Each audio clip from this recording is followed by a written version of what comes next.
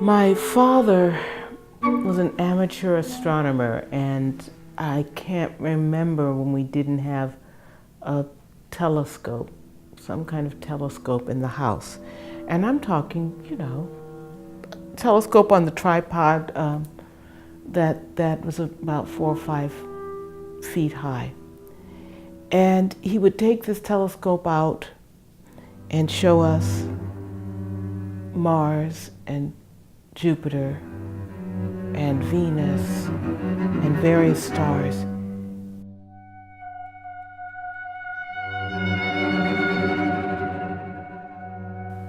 Two things were happening. I must have been about 10 or 11, my first memory of this. But the other thing that was happening is that my father is a very distant man, actually. Loving but distant.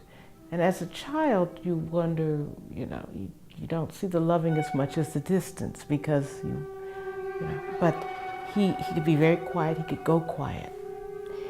And yet these moments which required quiet were very intimate.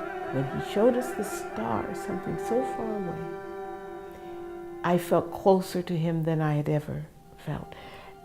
So there was a telescoping of distance.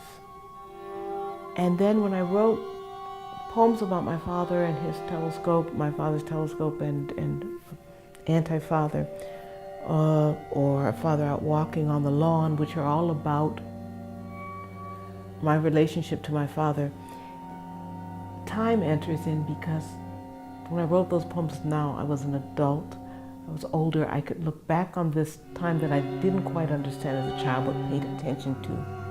Like children can only do. You watch that moment very carefully. So I could remember it very clearly. And when I did that, I realized that time also was telescoping. That I was simultaneously the child and the adult. And I understood how this was one way for him to speak to us, to be close to us. So the intimacy that I felt as a child was really there, but now I understood why.